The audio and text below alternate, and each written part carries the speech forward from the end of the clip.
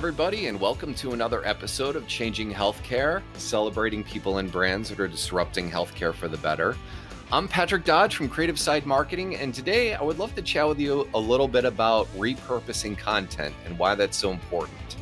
I see a lot of healthcare brands out there that are putting a lot of time and energy and money into creating content for their websites, and they're missing really easy opportunities where you can get just a little bit more out of it, get a little bit more traction, more website traffic, convert more leads into paying customers.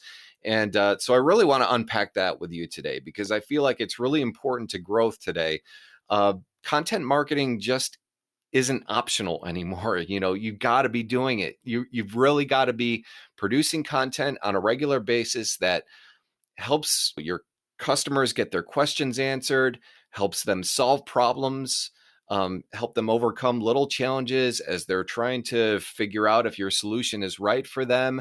You really got to be doing this because otherwise, if you're not, I can almost guarantee you that your competitors are doing it. And if they do it well, they're going to get a greater share of the website traffic out there, and they are going to convert more of those visitors into leads and into paying customers as well. So content's super important. So first, let's talk about what is repurposing content. What is that all about? Repurposing content is creating a piece of content and then adapting it into other formats that will help you with your business goals. Sometimes it might be for an entirely different use case, but in any case, you're creating a piece of content and then just finding other ways to apply it to different areas of your business. And this is important because, and you know, if you're already creating things like webinars, which a lot of healthcare brands really rely a lot on, then you'll understand this completely. Creating content is a lot of work. It takes hours of planning and execution. And then just think about all the time that it takes just for you to research different topics, connect with subject matter experts, actually sending out the invites, organizing all the emails, sending out the reminders, trying to get people on, you know, to commit to the time that your webinar is happening, then probably having maybe a third of them actually show up, executing the whole webinar, recording it, and then sending it back out to your followers. There's a lot of work involved in this. So by repurposing content, it accomplishes a couple of things for you. One is that it allows you to get a lot more out of the content that you're creating. And it also helps you streamline the process a little bit so that you basically got a workflow that just sort of creates it in one format, and then you can sort of pass it down the chain, so to speak. So it systemizes your content production process, which will pay big dividends for you in the end. Another side benefit of this is that when you repurpose your content, you are helping both your business and your customers get a lot more value from your content. So if you've got a really great video that's getting a lot of views on YouTube, why wouldn't you also want a written format of that? If you've got a blog post that you could be optimizing on Google, you know, it's just another opportunity to get a lot more eyeballs on that great piece of content that you created and make something of it, right? And then, of course, you can use this content to generate leads. I mean, that's what it's all for, right? You're creating all this great content to share with your audience, but in the end, you want to see your business profit from this, right? You know, the more pieces of content that you're creating and repurposing, the more opportunities you have to actually convert some of these visits into customers. And so that's what I want to talk about today is how you really get started with this process and how you can really systemize it so that you can really get the greatest benefit from all the time that you're putting into this.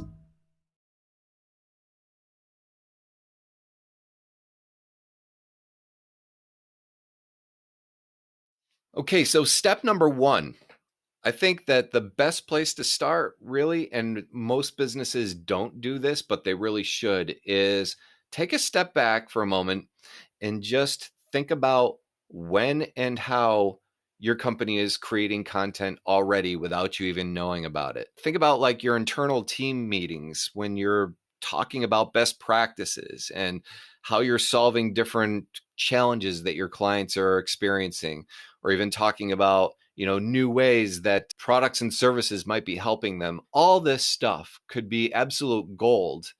If you think about it, just like go through your meeting notes. How many things do you guys talk about every day that would be super informative and valuable to the leads that your sales team is courting right now. So record your team meetings. If you're like a lot of brands out there, you're probably using Zoom. You can record it there. You can also use different apps that will, they're like note taker apps that will record your meetings and produce a transcript, which is great. We use Fireflies for this, fireflies.ai. I'll include a link here so that you can check them out, but they're fantastic. We use Fireflies for this reason all the time.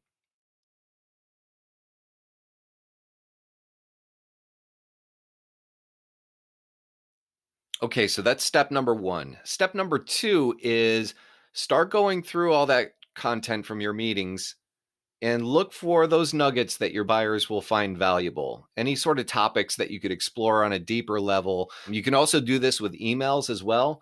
Just like, have your sales team go through all the emails that they send to clients in a week and just like copy over anything that buyers would find interesting and informative and valuable as they work their way through the buyer's journey. This is the stuff that you really want to capture. So after you've collected some notes, I suggest starting by creating a video about that topic. Video is huge today. It's been growing astronomically every year. People consume more and more video content. It's really, really important to get started with this. And it's also probably the one aspect of marketing that brands like the least, because it's uncharted territory for a lot of us. It's like if you're doing webinars, that's great, but a lot of people and a lot of brands out there are really intimidated by the prospect of being on camera, or what sort of gear do I have to invest in and all that stuff. And the nice thing about video is, for one, you can relax about a lot of these things. The most important thing with video is, one, making sure that your audio is good. People can be somewhat forgiving about lighting issues, I hope. But they're a lot less forgiving if they can't hear you clearly. So rule number one, invest in a decent microphone. You can get one like this, or maybe even a lavalier microphone that clips onto your shirt. And then from there, you can sort of scale up, right? You can invest in a better quality webcam or a better camera with a tripod and stuff, and some really nice lighting to get, 3-point lighting on all different angles if you want to get all crazy, or have a green screen behind you. But really, all that stuff is for later. The important thing is just getting started. And start with a video, because it's a lot easier to talk your way through a topic than it is to write it. So that's one of the main reasons why I recommend starting with video, is that it's easily repurposed into other formats that are going to help you get the most out of your content. You will need some software to do some editing. You're going to want to clip out all the times that you say, and I'm really super guilty of this. And hopefully when this is all done, you won't hear hardly any of that. So you're going to want to be able to do some editing, maybe add in some graphics to support different key points that you're making. It's also great to have an animated open and close with some nice music. There are plenty of resources out there where you can get royalty-free music. And so, it's not all that hard to set up, but once you've got that framework in place, you can easily record these videos and sort of sandwich your topic right in the middle of the open and close, and you're off to the races. So after you've polished it up a little bit, you'll want to create a thumbnail graphic for the video itself, maybe with your picture on it and your title. And while we're on the subject of titles, I highly recommend uploading your videos onto your corporate channel on YouTube. As you may or may not know, YouTube is owned by Google. So when people are out there searching for different questions, you can actually optimize your video to come up as an option. And while it's a super saturated internet out there, SEO has gotten harder and harder for brands, to optimize their websites, because it's so incredibly competitive. Millions of blogs get updated every single day. But I'll tell you that video is another way that you can get there, and it's a lot less competitive. So make sure that your video titles are well optimized, that you're using good searchable keywords that your customers might be using to search for answers. Upload it up onto YouTube, and then you can use it in a number of different places, right? Or you can embed it in your blog when you're covering the same topic. You might share it on Facebook or something like that, or other social media. So that's step number two.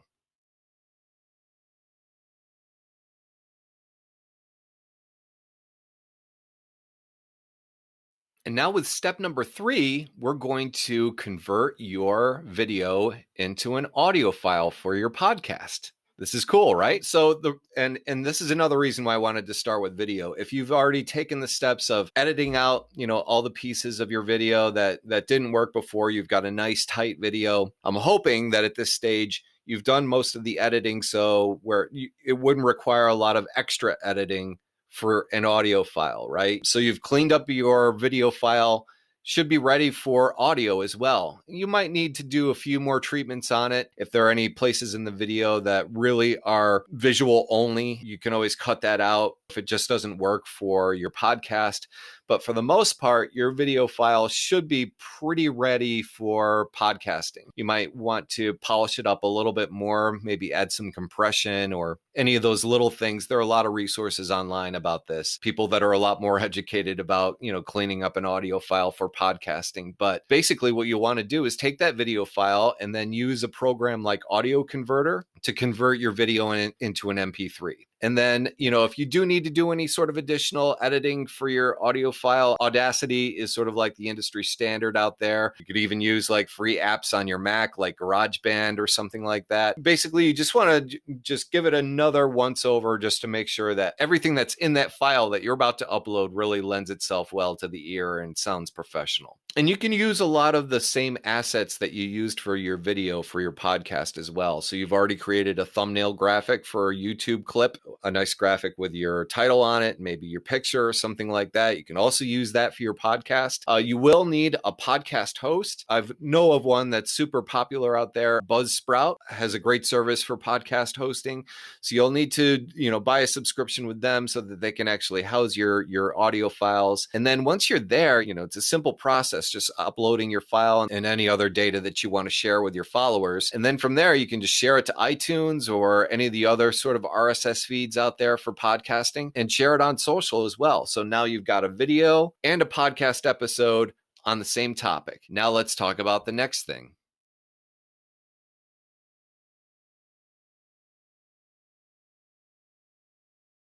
So next, we're going to take that audio file and convert it into a blog post. And this is something that we do a lot here at Creative Side Marketing. We create a ton of blog content, both for our clients and for ourselves. And we do it all through expert interviews. So we'll book time with, say, with a client, put like an hour on the calendar. And in that time, we'll devote 20 to 30 minutes to each topic, get that all recorded, and then convert it into a transcript. And luckily, there are a lot of different service providers out there that you can do this really cheaply with. I know that Rev is a pretty standard service provider for transcripts. We use another one called Transcription Puppy. There are a ton of them out there. And most transcription providers will produce a transcript for you for about $1 a minute or something like that. So if you got like a 30-minute long, podcast episode or video, you can easily convert that into a great blog post. Now, what you're going to get back in your transcript is going to be a mess. You can't just like copy and paste that into your blog. For one, it'll be super long. It'll be like 4,000 words, and it's text that's for the ear rather than for reading. So what you're going to want to do is take the transcript, start marking it up, identify the key points that are really important. Just copy and paste some of those sections over. So you're going to be able to condense this down into a more manageable document, and then just start cleaning it up. Take all the text that's speech and apply some polish and magic to it, make it grammatically correct and make it more engaging to read. Most writers that are pretty good bloggers can do this very well. And really, with all that information right there in the transcripts, it takes a lot of the effort out of researching different topics and a lot of the heavy lifting that just goes into blogging. It's already done for you. You've got a nice transcript. Just adapt it into a better format. And there, you've got a fantastic blog post. So now you're able to optimize this topic on YouTube, and you also have a blog post. So you've got both an audio, video, and a text format that you can provide to your followers and get a lot more out of your repurposed content.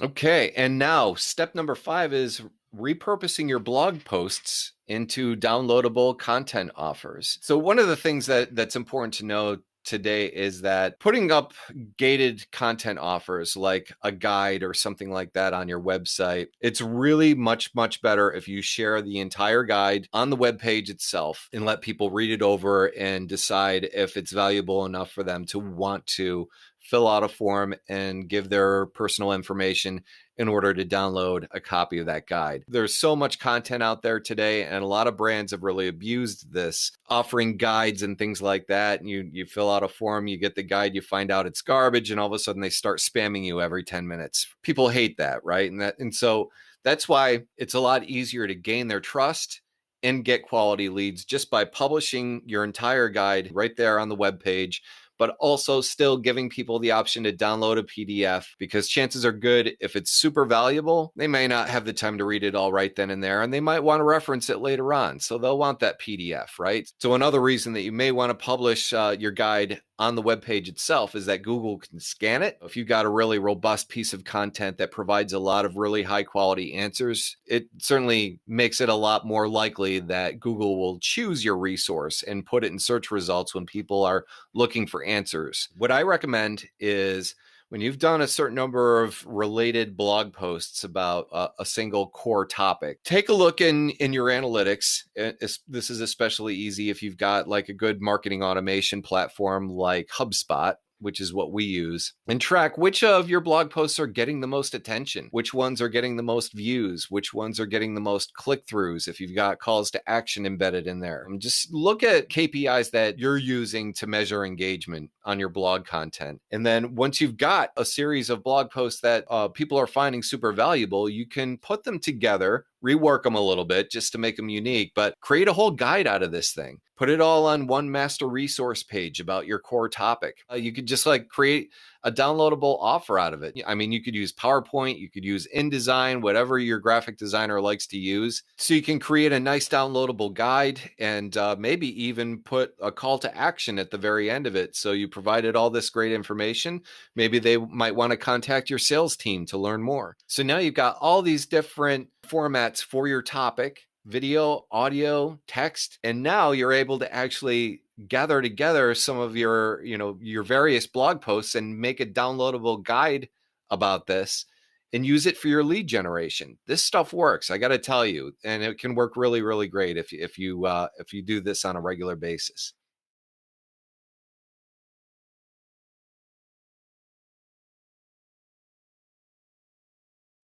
Okay, now the last stop on our content repurposing chain is creating graphics out of your content. You don't have to really overthink this. There are a number of different ways you can do this, and it really depends on what your content is. That'll help you decide whether or not it's really worth creating a graphic out of it. But if you're a big believer in infographics, I know that a lot of businesses use these.